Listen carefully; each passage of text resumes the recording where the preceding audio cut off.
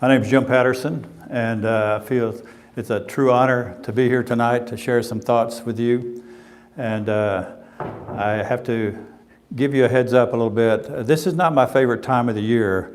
All of my allergies seem to act up, so if I have to clear my throat a lot, just bear with me. I'm not trying to be sickly by any means, just trying to carry on. So a few weeks ago, Ryan and Warren came to me and asked me to speak about a verse in the Bible, 1 Corinthians 13:13. And it basically says there is hope. I'll get it right in a minute. What is it? Say again? Hope, faith, and charity. The greatest of these is charity.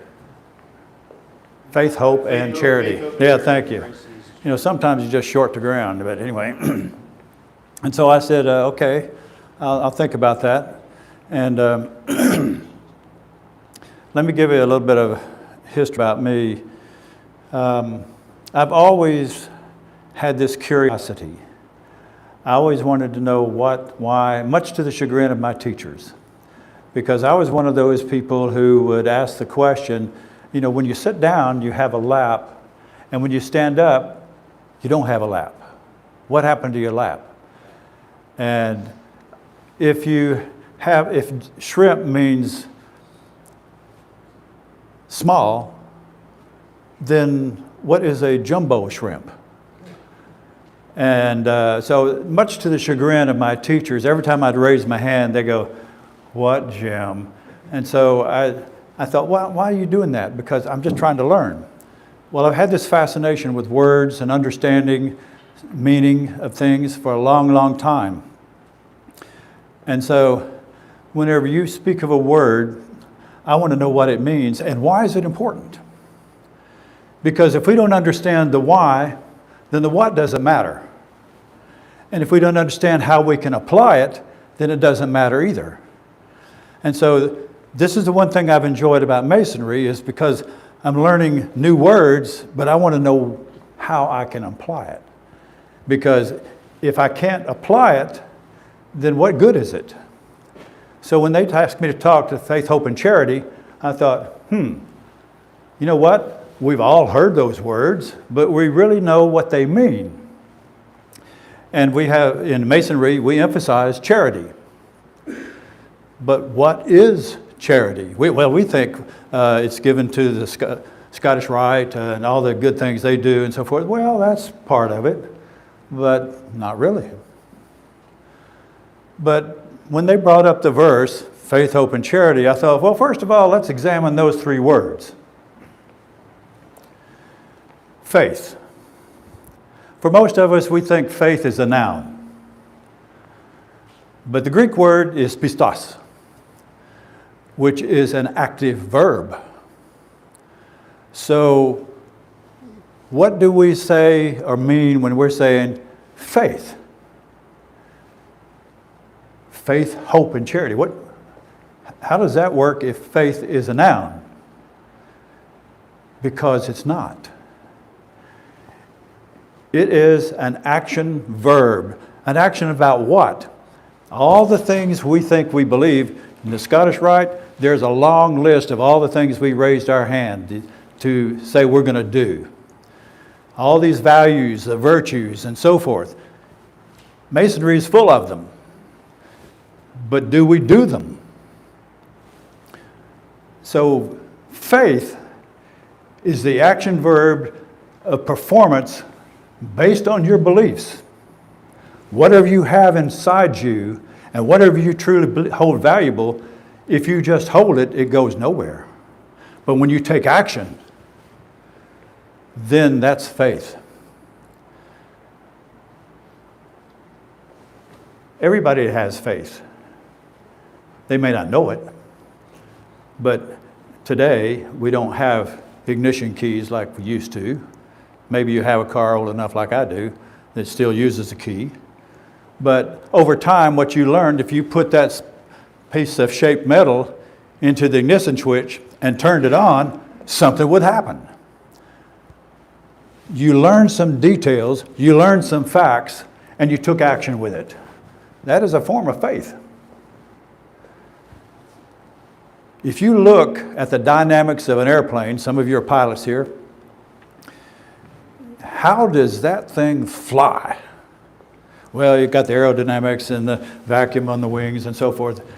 But somebody who's never been in an airplane says, well, you know, people are getting on it and they say it saves time.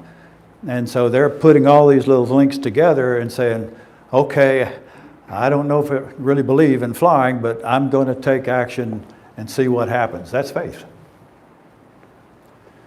So faith is taking action on some of the things that we believe and hold and value. But what are those things? Well, hope. Faith, hope, charity. What is hope? It's not, I can tell you what it's not. It's not wishful thinking. Well, I hope one day something will happen. No. The Greek word says that hope, eles, is the Greek word. Eles means anticipation. We are expecting it to happen. And so whenever you have hope, you're walking in confidence that something's going to happen. But what are we walking in confidence of? So now we're using these words, but we don't understand why we're using the words. Well, how about charity? Faith, hope, and charity, and the greatest of these is love. Well, actually, the Greek does not say faith, hope, and charity. It says faith, hope, and love. And the greatest of these is love. Well, that probably messed up some etch-a-sketches, because now what are you talking about? Well, first of all, I want to talk about agape. That's the word that's about love. Now, there are many words about love that are actually translated as love. There are 4 of them in Greek. One is eros, hence erotica. There'd be a lot of people sign up for that, I'm sure. Then there's storge, which is a family kind of love. Then there is philos, which is affection. And then there's agape. Agape has been defined as unconditional love. Well, that seems to be an oxymoron.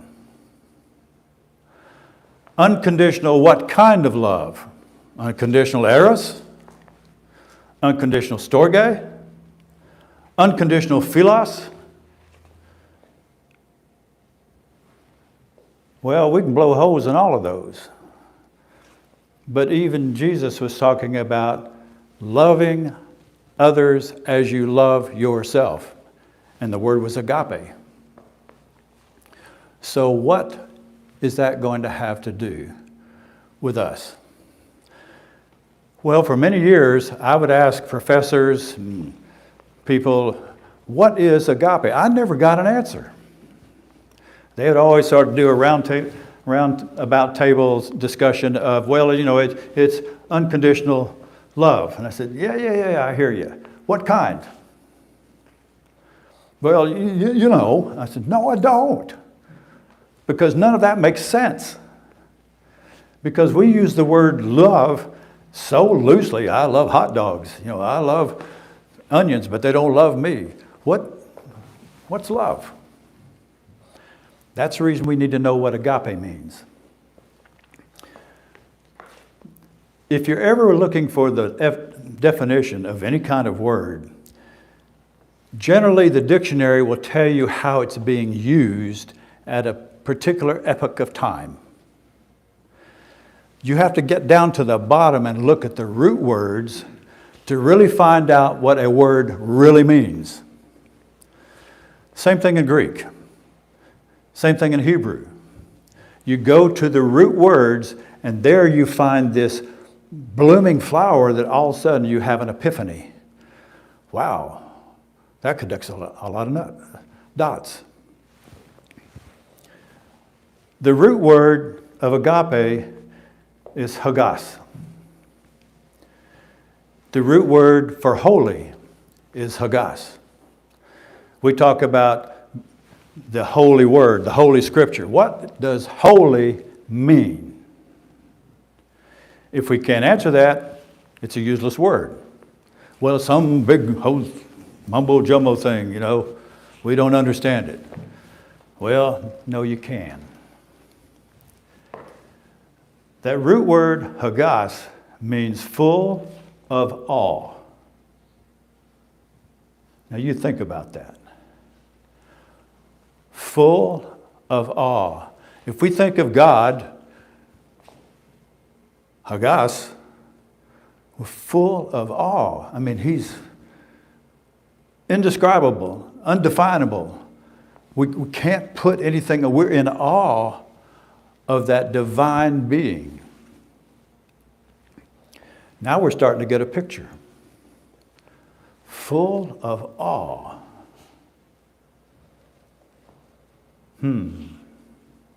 Oh, wait a minute. You're talking about holy now. What about agape? Full of awe. Every one of you is unique in the whole universe. There is nobody that will ever be like you. Maybe somebody will look like you, but nobody will ever be you. You are absolutely unique in the whole universe. Past, present, future. And so we're supposed to have a sense of awe about each other. How can you do that? Because I can look at you and see that there's something in you that's absolutely unique. If I look you in the eyes, I'm looking behind your eyes to try to see the real person. And there's something absolutely magnificent about you. You're the only one in the world that's you. When Jesus was talking about having agape for one another, that's what he was talking about. This is something I found out. In Genesis, it says, let us make man in our image. Well, first of all, that's a mistranslation. It's not in our image. Bet essence. Pardon me if I've misquoted the Hebrew. Bet essence means of our image. You notice the digit? Not in our image, but of our image. In other words, there's a piece of God when you were born that was placed there. Every one of us has a piece of God in us. Hence the very reason why we even think God. All throughout history, why did mankind wonder or think about a God? It's because it's part of his DNA. So when we are looking at each other, we must look at each other the same way God looks at us. We're precious. We're unique. There's nobody like us. And somewhere there's that part of God that's looking for itself. So when we look at people now, we're not just looking at faces. We're not looking at gender. We're trying to see that individual, that real person, that unique person, the one that just is precious, hence full of awe. I had an experience that helped define that one time. After 9/11, I was one of the first people to deploy. And so I was all over the stands. If you know what that is, Pakistan, the rest, all those stands. And so I didn't have anything against Arabic people, but I learned over time that, first of all, people who are of the Muslim faith and were Arabic, they didn't have kind thoughts about us. They tolerated us, but they didn't really have kind thoughts. I was ambushed twice. Once by a person that I saw working in the same unit. So I didn't have any bad thoughts about the ethnicity or the religion or any of that. But I had to accept the fact that anybody who embraced Islam or was Arabic was a potential enemy. I didn't have anything against them, it was just a fact. So when I came home, I was welcomed by my commander and everything, and he said, you've done something well, and so why don't you go home, spend some time with your wife. So I went home, and the next night or so, I went to a convenience store, and as I walked in, I thought, something doesn't feel right. And I looked in the office, and the manager was hiding behind his desk, and I thought, ooh, what's going on here? And I looked, 2 o'clock, there were 3 skinhead kind of guys who had a girl cornered. I noticed immediately she was wearing a headscarf that told me she was Muslim. 48 hours earlier, I would have reacted that, oh, she's a potential enemy. But what happened was I walked over to that area and stood between her and those 3 guys. They were bigger than me. And I said, what's going on here? He said, well, you know, she's this and that. And I said, hey, I don't know really what's going on here, but you guys need to leave. And they said, what? I said, you don't know who she is. I said, I know exactly who and what she is, and you need to leave. And apparently I said it with enough conviction and authority, they left. Of which I was very grateful, because I knew if this went south, it was going to hurt. So I turned to the girl, and she was so frightened. She was shaking all over, and she could hardly speak. And I said, are you okay? And she nodded her head. And I said, listen, nobody's going to hurt you. Nobody's going to hurt you. I said, do you have a car here? She nodded. I said, are you able to drive? And she said, yes. So I said, I'm going to walk you out to the car. If they're here, I'm not going to let them hurt you. Fortunately, they were gone. And I walked out, walked her to her car. And I said, are you sure you're going to be okay? And she said, and I closed the door, and she looked at me and mouthed the words, thank you. And she drove away.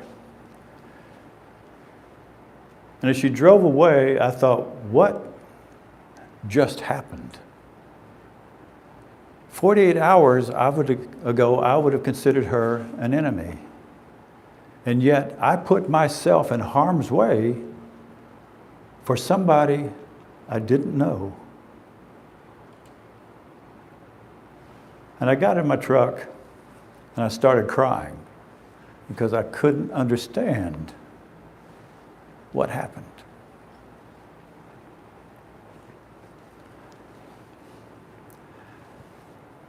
I heard a voice. Now you can poo-poo me all you want, but I know what happened. I don't know if it was audible or not, but it echoed in my head.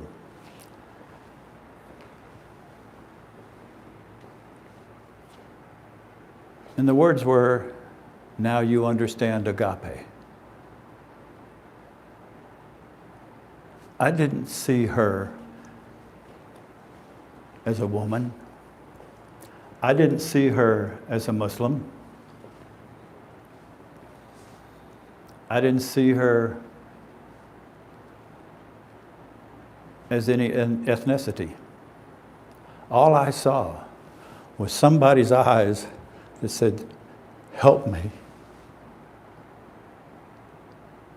And I was there.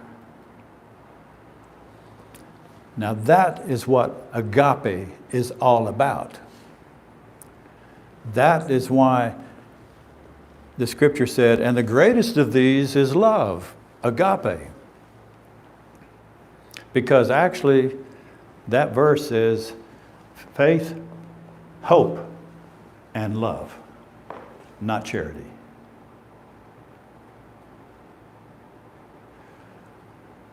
We have raised our hands to be the defender of the weak. We have raised our hands to be loving our fellow man. We've raised our hands to do a lot of things that we swore that we would do. But unfortunately, what we do is hand it off to an organization. We hand it off to somebody else instead of taking action ourselves. Oh, but that word charity. Oh, yeah, okay. Let's talk about that. Even though that verse doesn't say charity, let's talk about the root word of what we call charity. The Greek word that has been translated as charity is charis. In English, it's charis. Charis. Charity. What does that mean? Once again, if we don't understand it, can't define it, then it's no good to us. Charity. Charis. Actually, the word charity came about during Constantine. And I'll tell you the reason why that's important in a minute. Because he wanted people to give money to the church so that he could help the poor.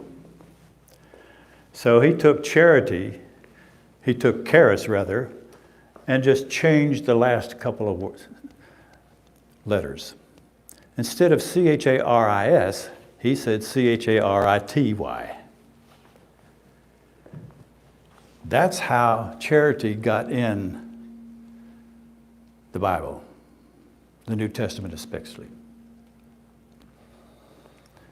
But that's not what it means. Charis is also the same word that's used for grace. By grace, we are saved, so preachers say. Well, what does grace mean?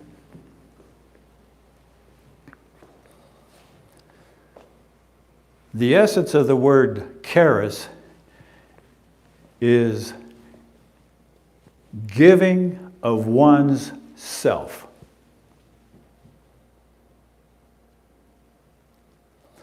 giving of one's self to the degree that it's all you have. Well, unfortunately, many of us have what I call cheap charity, cheap grace.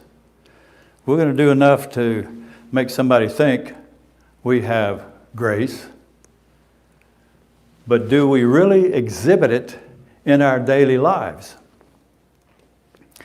So if we take charis and agape and marry them, how are we supposed to respond? Now take a step backwards.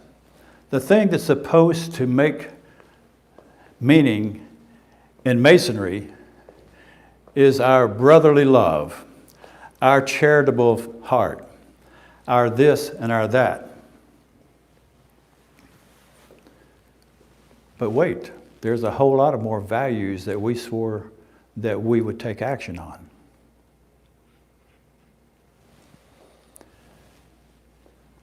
Each one of us can give of ourselves almost any time of the day, any place. And it's not something glamorous necessarily. It's watching people's eyes and seeing a need. Paying attention to the behavior of people and seeing a need.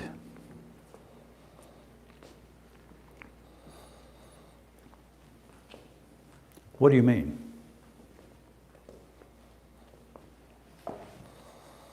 I was at Dillard's one time and going to the checkout clerk, and I just saw the heaviness in this person's eyes. And I said, "Are you okay?" And she started tearing up. Her lips started quivering. I said, "It's okay." I said, "Do you know what the word blessed means?" She said, "No." I said, "It means empowered to prosper." Most of us never heard that. In Hebrew, it says, blessed to prosper, empowered to prosper. So I said, it means empowered to prosper. And so I'm just saying a little prayer right now that God would empower you to prosper in your relationship, in your finances, and your health, and your well-being. She broke down. I'm not saying I'm a hero by any means, but I saw somebody was hurting. And I took time out to say a few words. That's charis. We all have the opportunity to do these things. Maybe it's like this. I was in Kroger the other day and I saw a man walking down, riding one of those electric shopping carts. And I saw him wearing a ball cap with the United States flag on it. And I saw him. When I say I saw him, I saw him. And I went up to him and I said, "You prior military?" He said, "Yes, sir." I said, "What branch?" He said, "Army." He said, "Did you serve?" And I said, "I did. I was Air Force." Well, from that point, there was a bond. And I said, "Where were you?" He said, "Well, I was Vietnam." And I said, "What did you do?" He said, "Well, I was in a lot of places that I wasn't supposed to be." I said, "Well, what did you do?" He said, "Well, I was search and rescue. My job was to go find the pilots who'd been shot down." And he said, "I found 8 and 7 lived." I said, "Wow." you did an awesome job. He said, well, I can't relax in that because, I came home and everybody called me a baby killer and they spit on me and everything. He said, it still hurts to this day. And I said, you don't ever need to feel like you didn't do a good job. I said, 7 people had the right to live a good life because of what you did. I said, I am honored to know you. And I said, and by the way, welcome home, soldier. That was something small. But I saw him down the aisles the rest of the day. He was sitting taller in that chair and a smile as broad as his face. Now that's charis. That's giving of yourself. The most effective thing you could do is stop, take time, and give of yourself. That's the reason why charity, charis, grace is so powerful. So when you combined agape and grace, you have a powerful way to reach out and touch people in a way they've never been touched before. And when you think about what we as Masons are trying to do, that's the essence of how we should behave. That's why, if you're Scottish Rite, you'll find out we're chosen. For what? For what? To be a light to this world, to make a difference in this world, not just by giving money to a, quote, charity, but by doing it ourselves, that we're seeing the individual in a way we've never seen them before. And we're taking that action and applying it as grace, charis. How many times have you seen somebody's lawn needs to be cut and you knew there was an elderly woman living there? Did you ever stop and think, I'm going to go get my lawnmower, cut the grass? It's grace. It's charis. Our job as a Mason shouldn't be just coming here and loving our brothers. Our job as Mason is loving humanity, touching them in a way they've never been touched before, and making a difference in their life. You've all done it at one time or another, but this should be our passion. This should be what Masons are all about, is finding opportunity to help somebody else, to reach out and touch. There's a lot of debate on what's happening to Masonry. Is it going down? The numbers are going down, blah, blah, blah. Maybe we haven't been showing what Masons really are. Maybe we haven't been thinking about agape. Maybe we haven't thinking about charis. It only takes a few to change a huge ship. We can do that. Right now, the world is all conflicted. Some of it's self-inflicted. Some of it is just people trying to tear us apart. But what if we were the light shining in that dark place? What if we were looking at each other and seeing the uniqueness and the peace of God that's in each one of us and help bring that out? What if We just took time to always be on the observance. And when you see somebody that has a 1,000-yard stare in their eyes, take time and just ask, are you okay? A really, really poignant time happened when I was just going to church, standing in the lobby, and I saw this woman who had that faraway look in her eyes. And something prompted me to go up and say, hey,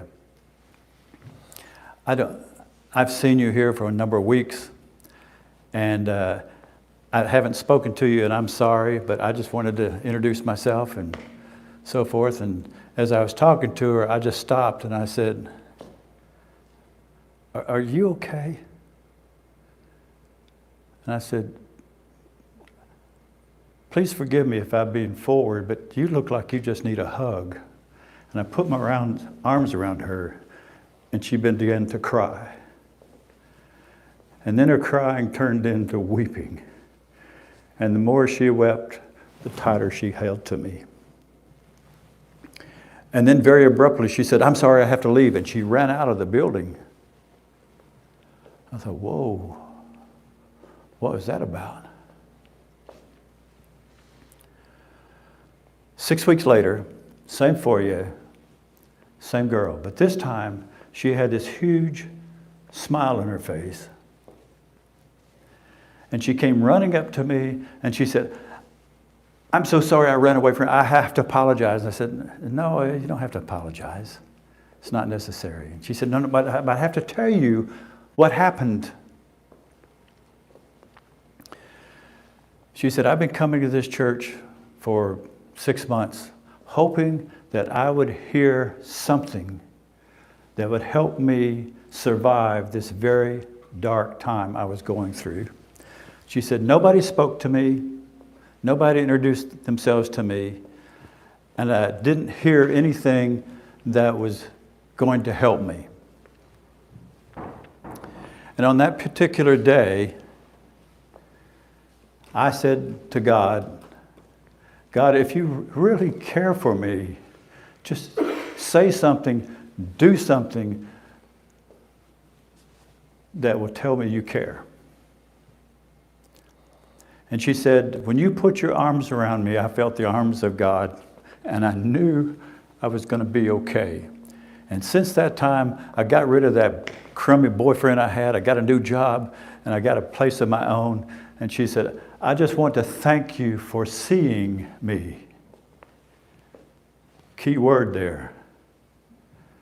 Thank you for seeing me. That's what we all should be doing, is seeing one another. And sometimes our brothers are having a hard time. And most men don't want to talk about it. But they don't have to. Just go up and say, amen, I love you. If there's anything I can do to help you, I'm going to be there for you. And I won't leave you until we get through this. Powerful words we can say to one another. We've all gone through those dark times. And I know I'm going to sound critical here, but some of us go to church and we ask God or ask somebody to pray for us, thinking that's going to help. It only helps for a little bit. But then you go home and you're in that same darkness. The world's caving in on you. And all you can do is cry out, God, where are you? What's happening to me? I don't understand.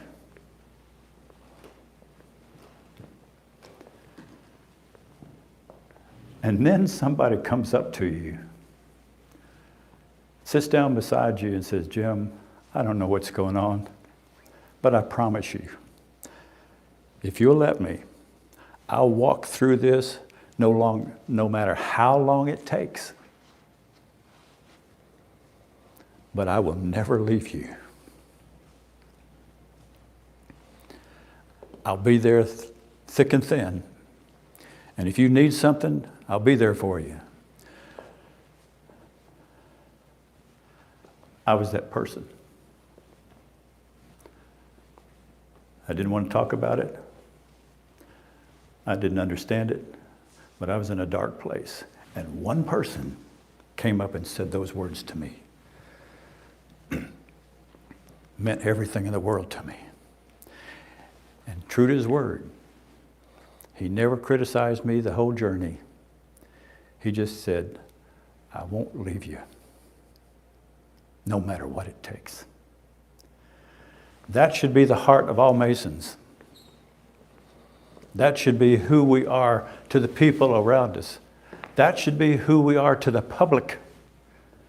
And then when people start finding out what we swore to raise our hands to, when they start seeing our actions, then they're going to say, there's some significance about Masons that I never knew.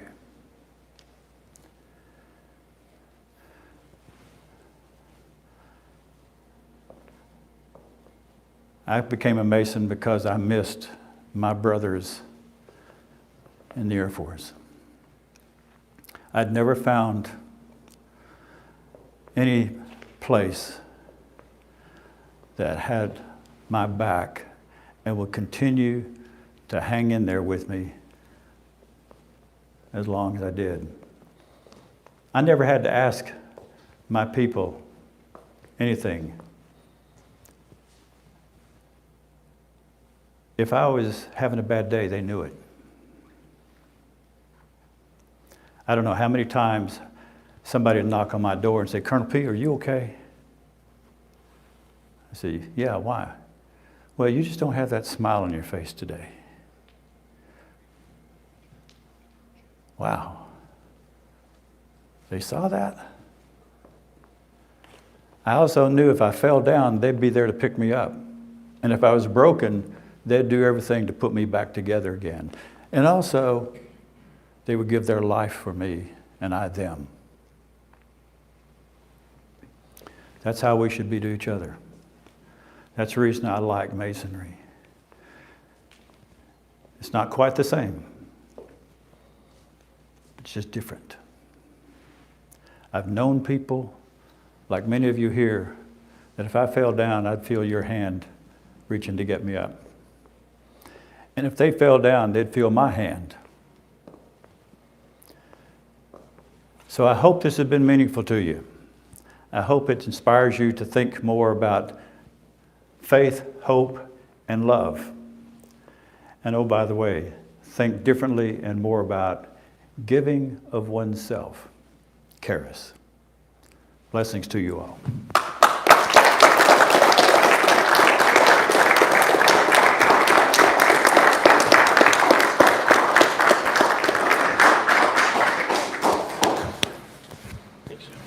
You want to take any questions? Or? Oh, okay. We got a few minutes. We're running a little behind, but if anyone has any questions, Jim's going to Questions, handle a few. comments. You don't have to tell me anything. But. Anybody got any questions? I got a quick one, Jim. You touched on charity and that being an individual act as opposed to like philanthropy. Could you just maybe expound on the difference between charity versus philanthropy necessarily? Okay. Philanthropy comes from the word philos. It's loving of others. And that's a great mission. What we have generally as we see philanthropic endeavors like the Scottish Rite, the Shriners, that they do awesome jobs. And there's nothing wrong in giving to them, supporting them by any means. So it is a way, basically, of raising large sums to do large things. And I don't deny that by any means, because St. Jude's, the Shriners, so many great things have come out of those organizations. And so giving your money to those kind of organizations is a great gift. The difference is you're giving to an organization to do something in your behalf, whereas Charis is you're doing something personal through this window of agape that's going to make a difference in somebody's individual life. So that's the difference. Sometimes if you're going to do something big, you have to organize and get money. St. Jude's and the Shriners are perfect examples of that. And there are others who do great things. But that's the difference between philanthropic endeavors and Charis endeavors. So, any other question? Yeah, I have a question. So, I've always felt like the theme of like mistranslations has been interesting. Right? You know, hundreds, thousands of years, things have changed so much. I guess what are the potential cultural consequences of too many of these misinterpretations kind of building up, and then we're kind of just getting part of the picture? You know, like somebody who's a biblical scholar, you know, depending on what version they're studying, they're going to have a different image, a different concept. If we have all these mistranslations just kind of bouncing around, is there like a consequence of that? Is there the potential for us to stray away from meaning? Yeah. What would that look like? Actually, it becomes divisive. For instance, the Catholic Church has a different interpretation of Scripture than, say, the Baptist Church does. Islam has a different interpretation of the values in the Quran. Buddhism approaches it differently, but basically they're talking about the same values. But because of how they reflect on it, many times it becomes divisive.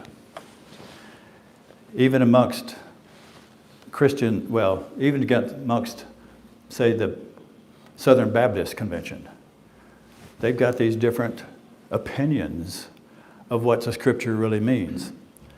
So the thing that I would say is we have to say, hey, stop. Wait, stop. Why don't we just open up the Scriptures, whether it be the Quran, no matter what it is, the Bible, the Bhagavad-gītas, whatever, and say, let's look at these things. I was raised in a very fundamentalist church. They were very divisive. And over the years, I started asking questions. How do I know that I am right? Because I was raised in this silo, like many of us have been. You raised in a silo, you're comfortable with it, it feels good, you know it, but how do you know it? You have to have the courage to question those beliefs. If you don't question your belief, then you really don't have one. You're just going through what was told to you, what was told to them, so on and so forth. So basically, we're abdicating our own thought. So we have to have courage to question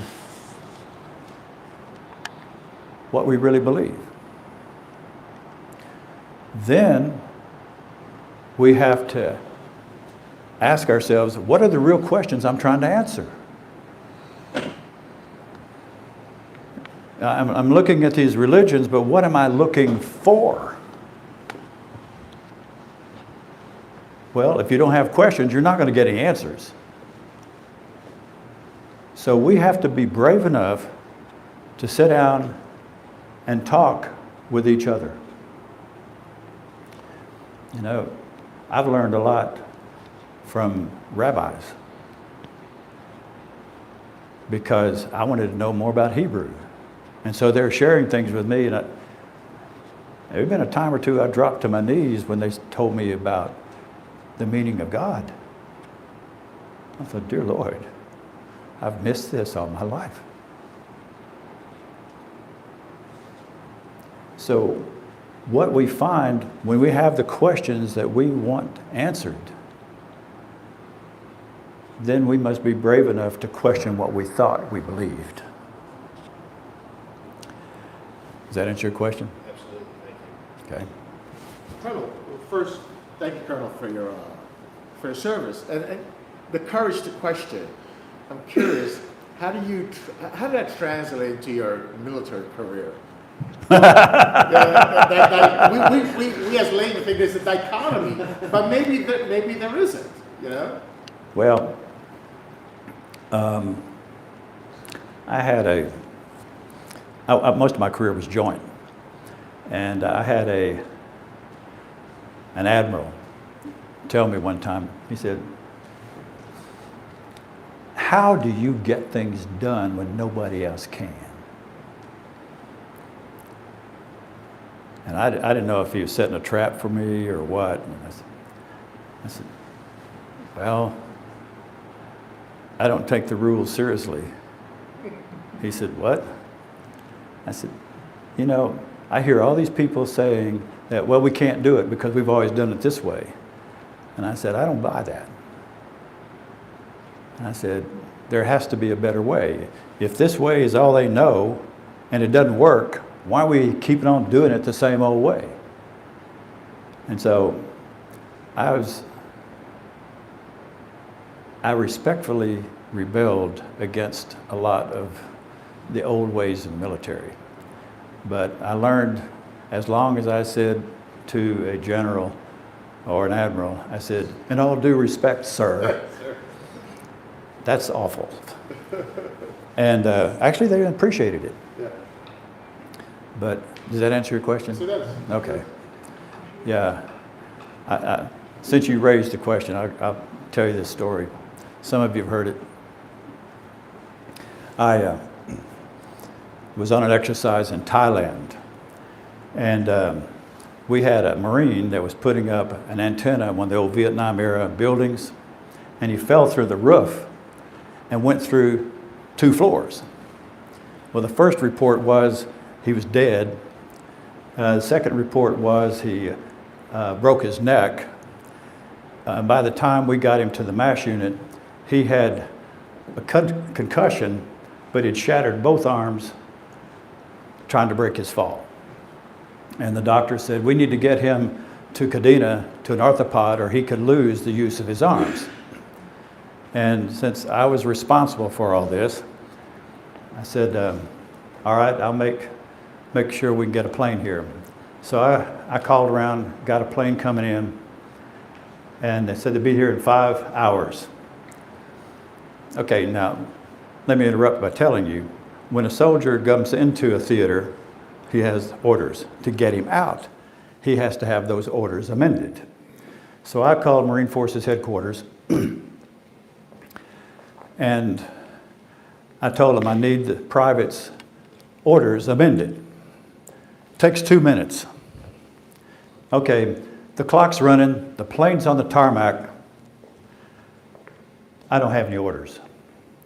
Now, I'm a captain at that time, and captains don't carry a lot of weight, in case you didn't know.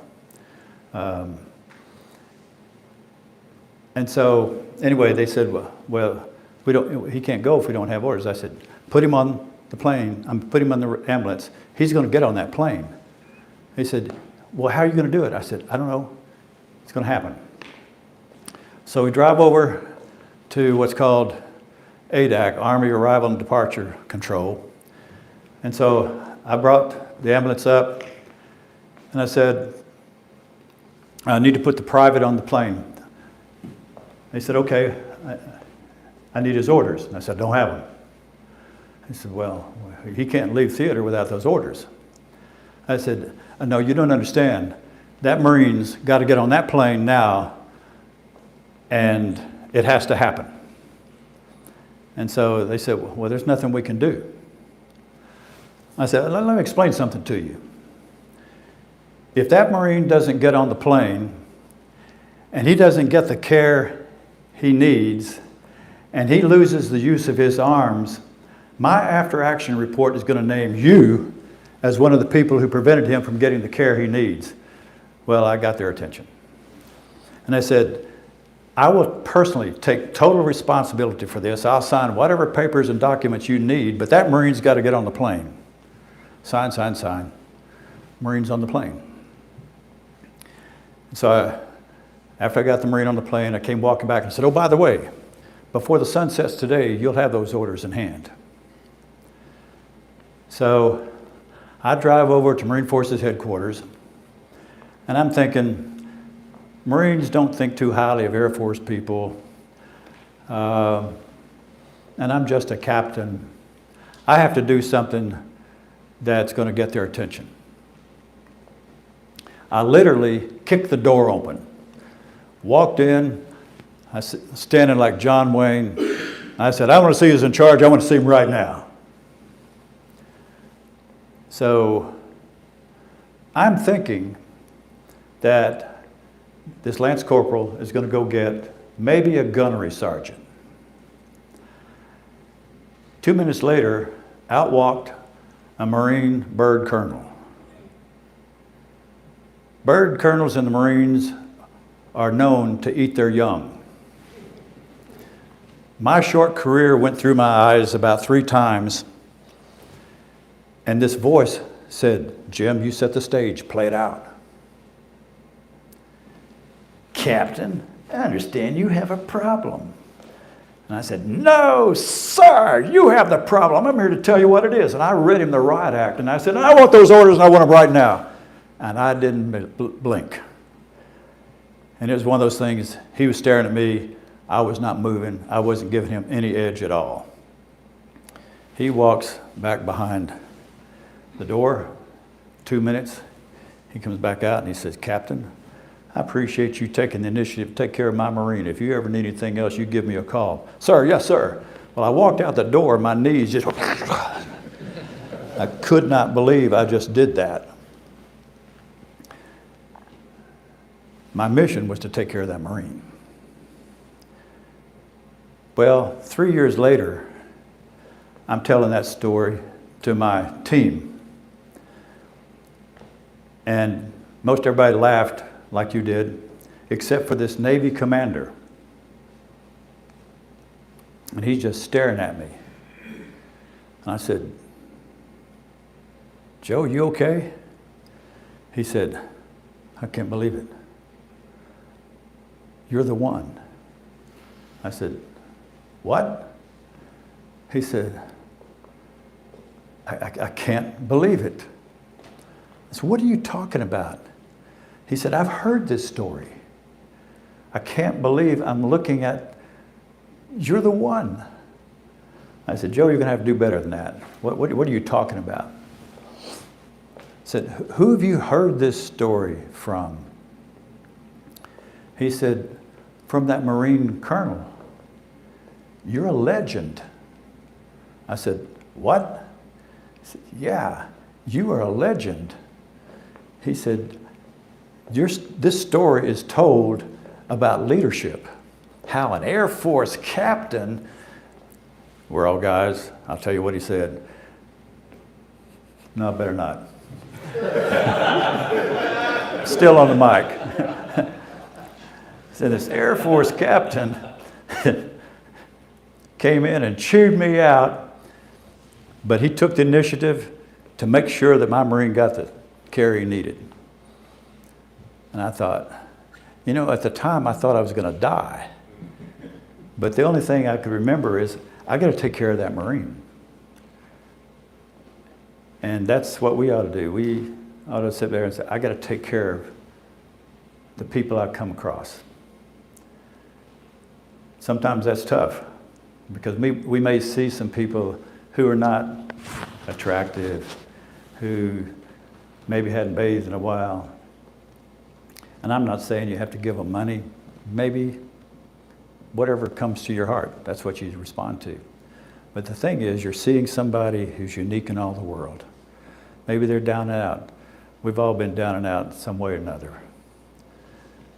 But that one person comes up to you,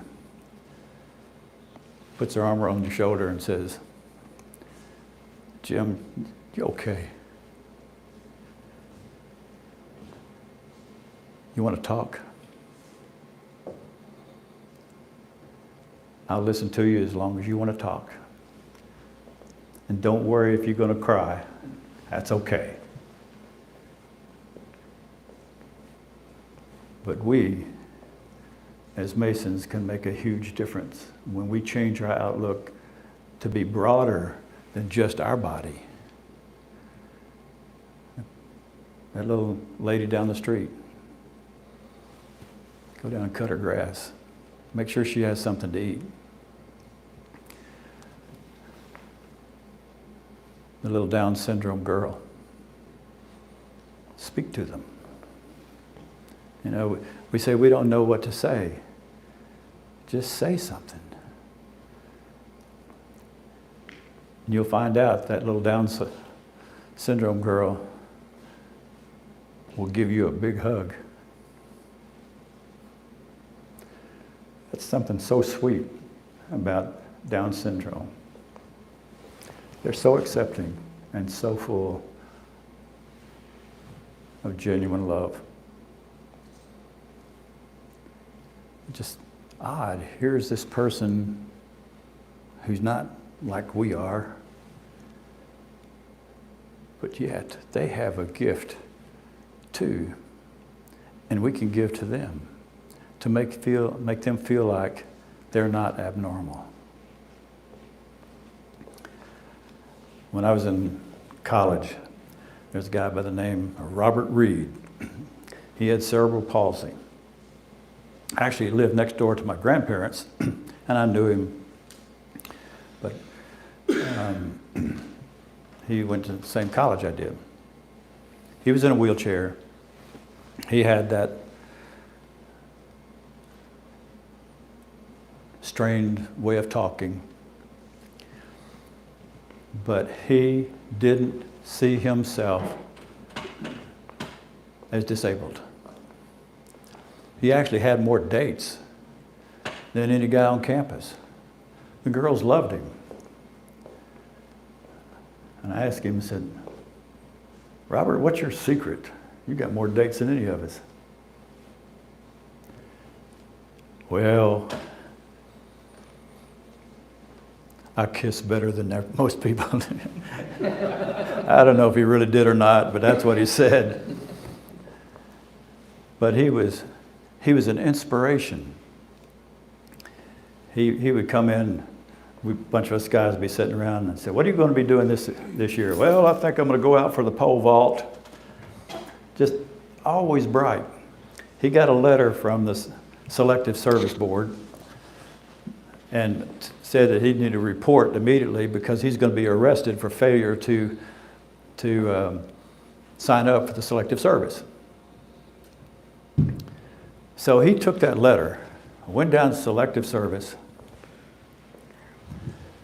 in his wheelchair, rolled up to the front desk, and slapped that piece of paper on the table, and he said, you either make me a general or I'm not going. He finally married. They have a child. He's a missionary in Portugal. You know, just because somebody doesn't have what we have doesn't mean they don't have meaning. Robert Reed taught me a whole lot. So we just need to look out for each other as brothers, but we need to look out for the people around us that we come in contact with, because we can make a difference